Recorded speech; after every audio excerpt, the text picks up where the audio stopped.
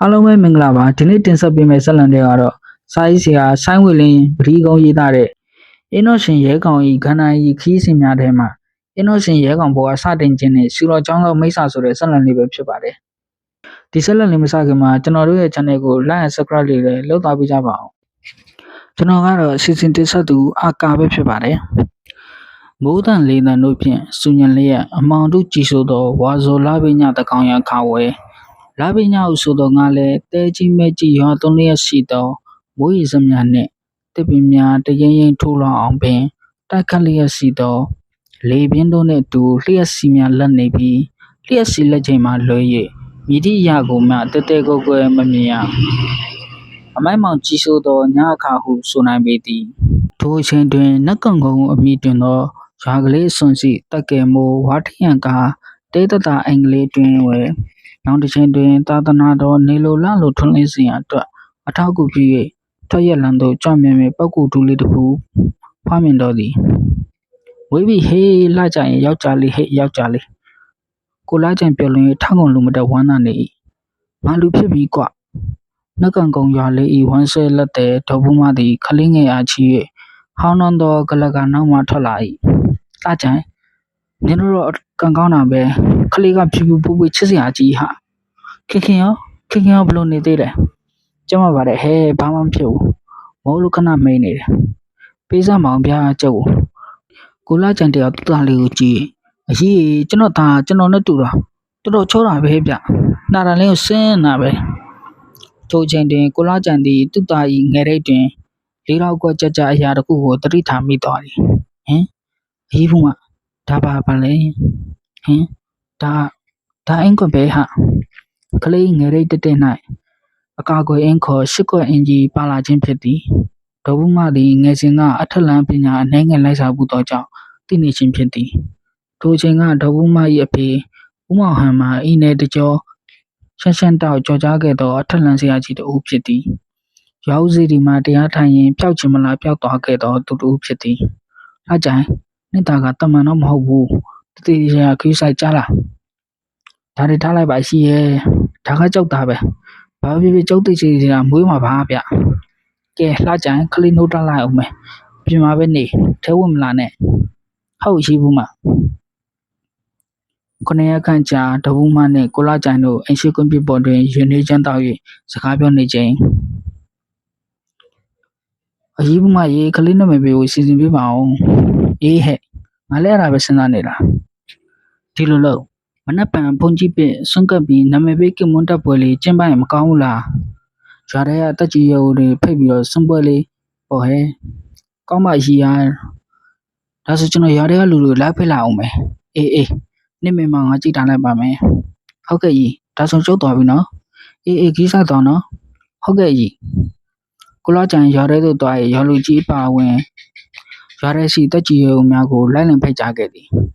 ထိုနေ့ညနေတွင်ကိုလာကြံတို့အိမ်ကလေးတွင်လူစီကားနေသည်ထွန်းကဲသူကခွဲထမင်းချက်သူကချက်ဆွန့်ချက်ရန်အတွက်အသားငါစားသည်တို့ကိုစေးကြောသူချက်ပြုတ်သူတို့ဖြင့်ပြောစရာကောင်းလာသည့်တောရကလေးတို့၏ချစ်စရာကောင်းလာသောဒလိထုံးစံတိုင်းအိမ်တာရေးနာရေးရှိလျင်တရားလုံးနှိပါတက်ညီလက်ညီလောက်ကင်ကြသည်မှာမြင်းသူတိုင်းကျင်းတူပဲကောင်းလာသည်နောက်တစ်နေ့မနက်စွန့်ကြွေးပြီးစွန်နုမောဒနာတရားနာကြပြီးနောက်ဘုန်းကြီးများသည်ပြန်ကြလာတော့ကအိမ်ရှိတွင်အယူပုံစံဖြင့်အဝတ်စားစောပြပြစီသောလူကြီးတယောက်ခြံထဲသို့ဝင်လာသည်ကဲငါ့ကိုထမင်းကြီးစွန်ကွာအတန်ကထိုလူကြီးထံမှလာခြင်းဖြစ်သည်တောင်းပန်ခိုင်းရသည့်လေတံမဟုတ်အမိတ်ပင်နေသောလေတံဖြစ်သည်အိမ်စီယာယီမန္တအတွင်ထမင်းကျွေးသည့်နေရာတွင်ရှိသောလူငယ်များသည်သွားပါဦးဟူ၍မပြောရသဖြင့်ကြောင်ကြည့်နေသည်ထိုချိန်ကိုလာကြိုင်အင်းအောင်သို့ဆင်းလာပြီးထိုလူကြီးကိုမြင်တော့ကဟဲ့ကောင်လေအဲ့ဒါဘယ်လိုလဲထမင်းကျွေးသည့်နေရာတွင်ကြောင်ကြီးနေသောလူငယ်များထဲမှအာသက်ရှာသက်ရှိလာသောဖိုးစိတ်သည်မသိပါဘူးလေးရာယူဝဲနေမှာပါအေးကွာငါသားလေးနာမည်ပွဲမှာကြွေးရတာကုသိုလ်ရပါတယ်ကဲခေါ်လိုက်ပါကွာဟုတ်ကဲ့လေးကြိုင်ဖိုးစိတ်သည်ထိုလူကြီးနားသို့သွား၍အထဲသို့ကြွပါဗျအိမ်ကောင်းလေးစွာဟဲ့ကောင်လေဘာကြောင်ကြည့်လာလဲစားစရာတွေချလိုက်ကွာကာလာလာတိုက်ကြောင်ကြည့်နေခြင်းတွင်ကိုလာကြံဝင်ပြောလိုက်ခြင်းဖြစ်သည်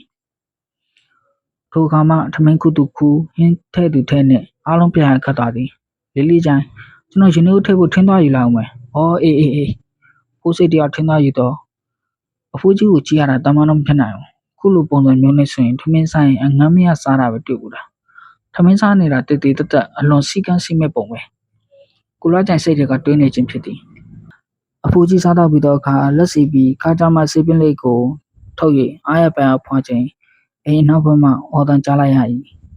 လာကြပါအောင်ပြုဒီမှာဖိုးစိတ်ပိုးထီသွားတော့ဟဲ့ပိုးထီလို့တဲ့လောက်ကြပါအောင်ဟဲ့ကောင်တွားကြလေကွာကိုလာကြိုင်အော်ငါပြီးပြာကတ်စာအိမ်နောက်ဘေးသို့ပြေးသွားကြ၏အိမ်ပေါ်မှလူများလည်းပြေးဆင်းလာခဲ့၏ထိုနေ့တကြောတွင်ပိုးထီလျင်တေသူကအများသည်လူနှင့်အလံဝေသောကြောင့်ဆေးရုံသို့အချိန်မီမသွားနိုင်တော့ကြဖြစ်သည်ထို့ကြောင့်အားလုံးပြန်ခတ်နေခြင်းဖြစ်သည်ကိုလာကြိုင်တို့အုပ်စုနောက်တွင်လူစင်းကြီးပါလာခဲ့သည်အနောက်သို့ရောက်တော့အောင်ကြီးသည်ဖိုးစိတ်ကောင်ကိုပွေ့ချီထားပြီးတစ်ခုလုံးပြရနေပြီးသွေးအောင်ပင်မရှိတော့သောဖိုးစိတ်ကိုမြင်လိုက်ရလေသည်ဘလို့ပြတာလဲအောင်ကြီးပြောစမ်းပါဦးကိုလာကြိုင်ပြပတလေးလေးမေးလိုက်သည်ကျွန်တော်လည်းနောက်ဖေးအိမ်မှာပကံစီးနေတာစီးပြီးသားပကံတွေကိုအိမ်စီးလာပေါ်တာထင်းမုံဘေးနာဖြစ်သွားတော့ဖိုးစိတ်လဲနေတာတွေ့လို့အနားရောက်တော့ဖိုးစိတ်လဲနေတာတွေ့ပြီးဟိုဘက်ချောင်းတွေကိုမွေးတကောင်ဝင်အောင်တာတွေ့တယ်အဲ့ဒါကြောင့်ကျွန်တော်អော်လိုက်တာခက်ပါဘကွာဒုက္ခပါပဲဘယ်လိုလုပ်ကြမလဲလူအုပ်ထဲမှာကျွတ်စီအတမ်းများထွက်လာလေသည်ထိုအချိန်တွင်အားလုံးပဲနောက်ဆုံးကြဒီကလေးကိုကြောက်ကုပေးမယ်အတန်လိုင်းအောင်လို့ကြည့်လိုက်တော့လူစိမ်းဖိုးကြီးဟာဗျာခမရဖြစ်မှမလားဘဲကဖိုးကြီးလောက်ကဒီမှာသူများတွေပူစေတော့ကရမ်းနေပါလေဆိုမှလူအုပ်ထဲမှာတရားတစ်ပေါက်အတန်များထွက်လာသည်ထိုစဉ်ကိုလာကြမှာကဲခုမှတော့မထူးတော့မဲ့အတူတူခုလိုက်ကြပါရလို့ရငါပေါ့ကဲအဖခုမယ်ဆိုလို့ခုတော့ဗျာလူနာအသက်မပြင်းနေမယ်အဖိုးကြီးသည်ဖိုးစိတ်နာတော့သွားရဲ့အသက်ရှင်မသည့်စမ်းတက်လေသည်အသက်စီကြောင်သိရသည်နှင့်တပြန်နဲ့ပွင့်တော်မူသောမြတ်စွာဘုရားငါးစုတို့၏အမိတ်အထက်ပုဂ္ဂိုလ်တို့၏အမိတ်ဝင်ငါးပေါင်းကိုပိုင်ဆိုရသောဝိဝခနမင်းအမိတ်ငါဆရာမိတ်ဖိုးစိတ်ကြရတော်မူယခုချက်ချင်းငါစီရောက်လာစေအဖိုးကြီးအမိပြန်တော်မှာအလွန်မာတန်လာပါသည်ဟာဘာကြီးတော့ဟဲ့ကောင်လည်းနောက်ဆုတ်ဂျုံတွေမှာနှမ်းအောင်မလို့ကောင်ထွက်လာပြီးလူစိမ့်ဖိုးကြီးစီကိုရောက်လာတော့ကအဖိုးကြီးတီအချိန်မဆိုင်ပဲတင်းစိတ်တင်ပြန်ဆုပ်ပါဟုအမိတ်ပြလိုက်တော့အခါမွေသည်ဖိုးစိတ်သွေးယူနေသောခြေသလုံး200ကိုပြန်ကား၍အစိတ်များကိုစုပ်ထုတ်လေသည်မဲရီများပါလာပြီးသွေးပါသောအခါတွင်ကဲအစိတ်ကုန်ပြီဆိုရင်တင်သွားလို့ရတော့နိုင်ပြီမွေရောက်သည်လည်းမဆိုင်မတော့ပင်ခြုံထဲတွင်သို့ဝင်သွားခဲ့သည်မွေစိတ်မရှိတော့သောအခါဖိုးစိတ်၏နှခမ်းများသွေးအောင်တန်းလာပြီးတတိယလာသည်ဟာဟိတ်ကောင်လေဒီဘာတော်တော်ဆွမ်းတာပဲအဲ့ရင်ဟဲ့ခုလိုမွေကိုခေါ်ပြီးစိတ်ပဲနှောက်ခံတာငါဒီတခါပဲတွေ့ဘူးသေးတယ်အုံကြီးနေတော့လူများကြားထဲမှာအတန်များထွက်လာတော့ကကိုလာကြမှာကဲဖိုးစိတ်ကိုအိမ်ပြန်ခေါ်သွားကြတော့ဖိုးစိတ်ကိုဆောင်းပကတ်ဖြင့်ထိုင်ရခေါ်သွားကြပြီးလူအုပ်ကြီးမှလည်းအတော်ပင်နေသွားလေသည်ကဲကျန်တဲ့လူတွေလှုပ်ရှားရှိလို့လှုပ်ကြတော့ငါဒီဘာနဲ့စကားနည်းနည်းပြောမယ်အဖအိမ်မော်ကြပါအောင်အိမ်မော်တွင်ကလေးချိတ်ထားသောမခင်တွေ့သောအခါအနားသို့သွား၏သမီးရဲ့ကလေးကိုအဖနာမည်ပေးလို့ရမလားအဖိုးကြီးအစွမ်းကိုမျက်ဝါးတစ်နဲ့မြင်ရတဲ့ကြောင့်တုတ်ဆမ်းမနေတော့ပဲပြပါဖလောကကိုကောင်းကျိုးပြုမဲ့ပုဂ္ဂိုလ်သူတစ်ပါးဖွားမြင်လာခဲ့ပြီပဲအကာအကွယ်အင်းခေါ်ရှစ်ခွင်အင်တော်ကြီးငယ်ရိတ်တက်မှာပါလာတော့ဒီကလေးကိုမောင်ရဲကောင်လို့အဖကနာမည်ပေးမယ်ဟုတ်ကဲ့ကျေးဇူးတင်ပါတယ်အဖဒါဆိုရင်အဖပြန်မယ်ကွယ်နေပါအောင်အဖကဘယ်ကိုပြန်มาလဲပြီးတော့ဘယ်မှနေမှာလဲဝိဇ္ဇာမှာလိမ့်စာမရှိဘူးကွကဲအဖသွားပြီဟုဆိုကအင်ဘိုးမစင်ကရွာလန်းတန်းလမ်းလျှောက်သွားလေသည်ဆုပ်ပစ်နေသောဖိုးကြီးကြောပြင်အားငေးမော့လျက်ကျန်နေခဲ့သောသူတို့ကရက်ကိုလစားလားကိုနှစ်စား၍ဘာလိုနှင့်9နှစ်ဆိုသောအချိန်ကာလတစ်ခုကိုကြော်လာခဲ့လေသည်ဟေ့ကောင်စီတော်ချောင်းဘက်မှာစီးသေးတော့ကြမှာကွာဟာမသွားချင်ပါဘူးကွာရဲကောင်ဟာအဲ့ဒီဘက်ချောင်းကတရေချောက်တယ်ကွာရွာတဲ့လက်ပံပင်ရောက်တွင်ကစားနေသော9နှစ်ရဲ့ကလေးများကစားနေရင်ငင်းခုန်နေကြခြင်းဖြစ်သည်ထိုထဲတွင်တရေချောက်သည်ဟုနာမည်ကြီးလာသောစီတော်ချောင်းဘက်သို့သွားချင်နေသည်မှာမောင်ရဲကောင်ကလေးဖြစ်သည်မင်းတို့မသွားချင်နေကွာငါဘက်ကငါသွားမယ်စီးသီးရလာရင်တော့တရားမစားဖို့မပြင်နဲ့မင်းသွားချင်တော့ရဲကောင်ရေးငါတို့ကမလိုက်ဘူးမလိုက်လည်းနဲ့ကွာမောင်ရဲကောင်လေးသည်အကြောင်းလည်းမရှိပဲစီတော်ချောင်းဘက်ကိုတယောက်တည်းထွက်လာခဲ့၏ဟာဟိုစီးပင်ကြီးမှာစီးသီးတွေပွားလို့ပါလား အချိန်မဆိုင်ပဲချောင်းပေးတင်ရှိသောဇီးပင်ပေါ်သို့မြောက်တစ်ကောင်လာဖတ်တက်သွားလေသည်အပင်ကွာကြတွင်ထိုင်၍ဇီးသီးကိုစိတ်မြင်နေပြေစားနေ၏ထိုအချိန်တွင်ဝုန်းဟုအတန်ကြီးထွက်လာပြီးမောင်ရိပ်ကောင်ကလေးမှာဇီးပင်ပေါ်မှတလိပ်ကောက်ကွေပြုတ်ကျသွားလေသည်သို့သောမြေပြင်ပေါ်မကျမီတစ်စုံတစ်ယောက်ကဖမ်းယူထားလိုက်သည်ထိုသူကဟောင်းနှဆုပ်ပြလျက်ရှိသောအဝတ်များဝတ်ထားသောလူတစ်ဦးဖြစ်သည်မောင်ရိပ်ကောင်သည်အဖိုး၏ဖမ်းယူခြင်းကိုခံလိုက်ရသောကြောင့်ဘာမှမဖြစ်တော့လဲတတိလွတ်သွားသည်တဲရရဆဆအင်းတော်ရှင်ကိုမှတွန်းချမိတဲ့မိစ္ဆာယခုချက်ချင်းငါစီရောက်စမ်း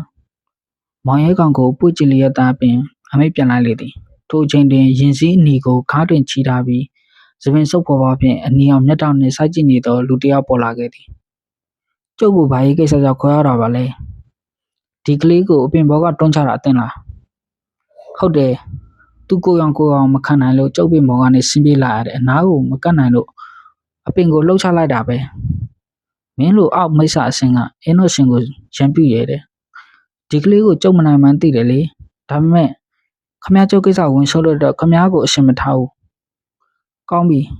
အတင်နိုင်ခဲ့ရင်ကျုပ်တော့ကိုယူပါကျွန်တော်နိုင်ခဲ့ရင်တော့အင်းတို့ရှင်ကိုနောက်ကိုမနှောက်ဆက်ရအောင်ကောင်းပြီလေကျုပ်ကနတ်မိစ္ဆာဆိုပေမဲ့ဂတိတည်တယ်ဒါဆိုရင်အတင်နတ်မိစ္ဆာတင်စားတိုက်ပါကဲလာလျောငါပိုင်တဲ့ဒီချောင်းတစ်ဆောက်တရဲတစီတွေဒီကောင်အသေးသက်ရုတ်တရက်ချောင်းရည်စီတန်လာပြီးဝဲကရက်ကြီးများပေါ်လာခဲ့သည်ထိုဝဲကရက်များအတွင်းမှတရဲတစီများပုံစံမျိုးမျိုးဖြင့်ပေါ်လာပြီးချောင်းကမပေါ်သို့တက်လာတော့ကအဖိုးကြီးသည်တရဲတစီတို့၏အချုပ်အရှင်မတ်ဖေဝါယခုချက်ချင်းရောက်လာပါအဖိုးကြီးမိတ်ပြန်လိုက်တော့နေရဲသောမျက်လုံးများဖြင့်အရက်စေပင်ကရှိသောသပင်ဖားလာချတာသည့်မိမကြီးတူသည်ချောင်းကမဘေးတွင်ပေါ်လာလေသည်မဖေဝါအတနက်ကြီးထအောင်သောအခါတင်းပူးကင်လာသောဘလူးကြီးငါးကောင်ပေါ်လာလေသည်ထိုအခါမဖေဝါကိုအယိုသေးပေးပြီးမဖေဝါမှချောင်းကမသို့တက်လာသောတရဲများစီသို့လက်ကိုဆက်နှုတ်လိုက်သောအခါဘလူးငါးကောင်လည်းတင်းပူးကြီးများကိုလွှဲလိုက်ထုလေသည်ဘလူးငါးကောင်၏တင်းပူးရိုက်ချက်များကိုမခံနိုင်သောတရဲတို့သည်ကြောက်လန့်တကြားချောင်းတစ်ဆောက်ပြေးထွက်သွားကြလေသည်မဖေဝါအတင်ပြန်နိုင်ပါပြီဟုဆိုသောမဖေဝါလည်းဘလူးငါးကောင်နှင့်တူပျောက်သွားလေသည်နမိတ်ဆာလည်းအလွန်ဒေါသထွက်သွားပြီးလက်ကိုရှိသို့ဆန့်တန်းပြီးအဝါရောင်ဆက်များကိုပြစ်လွတ်လိုက်တော့ကအဖိုးကြီးသည်ညာဘက်လက်ဖြင့်တတိလစ်နေသောမောင်ရဲကောင်ကိုပွေ့ချီထားပြီးဘယ်ဘက်လက်ကိုရှေ့သို့ဆန့်တန်းလိုက်တော့ကအစိမ်းအောင်ဆက်များထွက်လာပြီးနမိတ်ဆာ၏ဆက်များကိုပိုင်းပိုင်းဖြတ်လိုက်လေသည်ထို့နောက်အဖိုးကြီးသည်ဘယ်ဘက်လက်ပေါ်တွင်ဝှေ့လျံလိုက်တော့ကအဖြူရောင်ဆက်များထွက်လာပြီးနမိတ်ဆာစီသို့ပြေးဝင်သွားသည်နမိတ်ဆာလည်းလက်နှစ်ဖက်ကိုရှေ့သို့ဆန့်တန်းလိုက်ရာအမဲရောင်တတိုင်းကြီးပေါ်လာ၍အဖိုးကြီးပြစ်လွတ်လိုက်သောအဖြူအောင်ဆက်နှင့်ထိဝုန်းဆိုသောပောက်ကွဲတန်ကြီးပေါ်လာ၍အဖြူအောင်ဆက်ရောအမဲအောင်ဆက်တတိုင်းမှာပျောက်သွားလေသည်အဖိုးကြီးသည်လက်ပြောက်တစ်ချက်တီးလိုက်ရာလက်ပေါ်တွင်အနီအောင်ဆက်လုံးလေးပေါ်လာလေသည်ထိုအနီအောင်ဆက်လုံးလေးသည်ကာပထမန်ဆက်ပင်ဖြစ်သည်ထို့နောက်နမိတ်စာမြင်သာအောင်ပြလိုက်လေသည်ကာပထမန်ဆက်ဆိုသည်ကအလွန်ပြင်းထန်လို့သည်မြည်သည့်ပုဂ္ဂိုလ်မျိုးမှမခံနိုင်ထို့ကြောင့်ချက်ချင်းမပြစ်သေးပဲမြင်သာအောင်ရင်ပြခြင်းဖြစ်သည်ဟင်ဒါပထမန်ဆက်ပဲနမိတ်စာလည်းမိမိတကနေသူသည်ပထမန်ဆက်ထုတ်လိုက်တော့ကြောင့်အဖိုး၏အဆင့်ကိုချက်ချင်းသိသွားပြီးအသက်30ရွယ်ယောက်ျားပြိုတရားပုံစံဖြင့်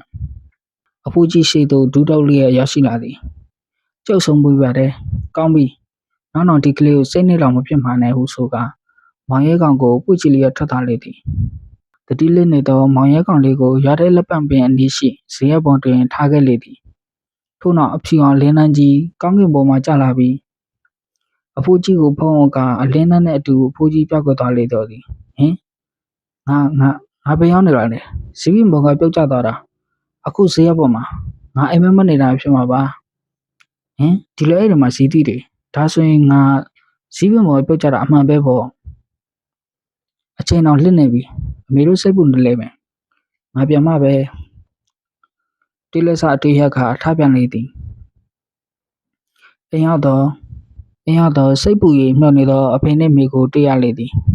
တားရဲ့ဘယ်လိုလျှောက်သွားနေတာလဲတားကိုလိုက်စားနေတာနှက်နေတာပဲဘယ်မှမတွေ့ဘူးအမေတို့ပြင်စိတ်ပူလိုက်ရတာဘယ်မှမသွားပါဘူးမေရဲ့ရှီတော်ချောင်းဘက်ကိုဇီးသီးတော့ကောက်တာဟေးဘလို့ကုလားကြမနေတာတော့ပဲဝင်ပြောလိုက်မိသည်ဒီမင်ငါတာနောက်တော့ကအဲ့ချောင်းဘက်ကိုသွားရင်ခြေထောက်ရိုက်ချုံပဲကြားလားဟာဖေရလဲတိတ်ဆန်းပြန်မပြောနဲ့နောက်မသွားရအောင်ဆိုမသွားနဲ့ဟုတ်ရဲကောင်လေးသည်မျက်နှာငယ်ပြင်ထသွားလေသည်ကိုလားကြံရဲ့ ကလေးကိုအလောက်ပဲပြောရလားဒီမင်းကမင်းစီတော်ချောင်းချောင်းမသိတာလည်းမဟုတ်သိတင်တော့လို့သိတာပေါ့ရှင်ဒါပေမဲ့ဘာဖြစ်လို့စီတော်ချောင်းလို့နာမည်ပေးထားတာလည်းပဲမသိတာငါပြောပြမယ်တို့ဘူပါတွေလက်ထက်ကလေးကပုံမြင်လိုတနိုင်လိုနဲ့တော့ပြောကြတယ်ငါသိတော့ပြောပြမယ်ကုန်းမောင်မင်းဆက်ရဲ့နောက်ဆုံးမင်းဆက်ဖြစ်တဲ့တီဘောမင်းလက်ထက်ကနေစားမင်းတစ်ပါးဟာတတိယအင်္ဂလိပ်မြန်မာစစ်ဖြစ်လာခဲ့ရင်ပြင်ဆင်ဖို့အတွက်ညီလာခံကိုဖိတ်ကြားခြင်းခံရတဲ့အတွက်ဘရင်နန်တော်တရားနေပြီးတော့တို့အသွားဒီချောင်းကမမှာခတ္တနိုင်ယူတယ်အဲ့ဒီချိန်မှာနေစားမင်းကိုမကျင်တတ်ပဲလှုပ်ချင်တဲ့လူအတွင်းလူတရားဟာဓမြဘူငထိန်နဲ့ပေါင်းပြီးစီတော်တစ်ခုဆက်သားစီတယ်အကြံကတော့စီတော်ဆက်သားစိတ်မှာအလစ်ဝင်တိုက်ပြီးနေစားမင်းကိုတစားကန်လောက်ပြီးအတပြတောင်းဖို့ပဲပြီးစမအောင်ဟာယင်းလေးတစ်ခွက်လောက်ရှင်ကတော့လေရော့ညွန်တော့ပါရှင်ကျမစိတ်ဝင်စားနေပြီပြောမဘောဟာငါအားချအောင်လို့ပါကိုလာကြံလေယင်းလေးကိုတဖူးဖူးနဲ့မှုတ်တော့ပြီးဆလိပ်ပနေလိုက်သေးတယ်ပြီးမှနေစားမင်းရဲ့ကိုရံတော်တွေဟာအင်မတန်ထူးချွန်တဲ့အတွက်တယုံလောက်ကြမှုမဖြစ်နိုင်တာကိုသိတဲ့အတွက်အကွက်ကြကြစီလာတာဒီလိုနဲ့ဓမြဘုံငတင်ဟာစီတော်ကြီးကိုတီးခတ်ပြီးချောင်းကိုဖြတ်ကူလာတယ်အဲ့ဒါနဲ့ပဲနေစားမင်းရဲ့ရှေ့ကိုရောက်ရောပေါ့စီတော်ဆက်လာနေတဲ့အချိန်မှာဓမြဘုံငတင်ဟာနေစားမင်းကိုလှုပ်ဝက်တက်ဆောင်လာတဲ့ဓာတ်နဲ့အနိကထိုးတယ်ဒါပေမဲ့နေစားမင်းရဲ့ကိုရံတော်တက်မှုဟာဓာတ်ကိုဖမ်းယူနိုင်ပြီးလောက်ကြမှုပေါ်ပါလာတော့တယ်အဲ့ဒါနဲ့ပဲဓမြဘုံငထိန်ဖမ်းဆီးပြီးငထိန်ကိုစီတော်ကြီးမှကျုတ်တော့အင်မတန်ကြီးမားလာတဲ့ကြောက်တုံးကြီးကိုစီတော်ကြီးနဲ့တွဲချင်းပြီးဒီချောင်းထဲမှာပဲရေချကွက်မြက်လိုက်ကြတယ်ပြီးတော့အဲ့ဒီချောင်းကိုဆောက်ဖို့အတွက်အမိတ်ပြန်ခဲ့တယ်ဒီချောင်းကိုလည်းစီတော်ချောင်းအမိသမုတ်ခဲ့တယ်လူတွေကဒီချောင်းဟာလူခဏခဏစားတယ်လူစားတော့မှဆိုရင်စီတော်ကြီးတစ်လုံးဟာရေပေါ်မှာမျောနေတယ်လို့တော့ပြောကြတာပဲဟူမောလိုက်တာမခင်ခင်ခမရတော့ကျင်းနေရောပေါ့ရှင်းရတယ်ဒါလေးပြပြတာကိုမောနေလိုက်တာဟာဗျာသူပဲပြောခိုင်းပြီးတော့ကဲပါကျမသားလေးကိုရေချိုးပေးလိုက်အောင်မယ်အေးပါသွားသားလေးရေချိုးပေးလိုက်ညက်ပတ်နေတာပဲတဖြည်းဖြည်းနဲ့မောင်ရဲကောင်လေးအသက်16နှစ်တည်းသို့ရောက်လာပြီးကိုလာကြံဤလေယာလုပ်ငန်းများကိုကိုညီလောက်ကန်လာနေပြီခင်ခင်မိုးရသည်ရောက်တော့မယ်မနေ့ပန်တော့တဲ့ကိုထင်းကုတ်သွားရင်မကောင်းလားကောင်းတော့ရှင်ကျမလည်းလိုက်မယ်လေစင်းမြစ်လေးပါလေးရှာရင်ပေါ့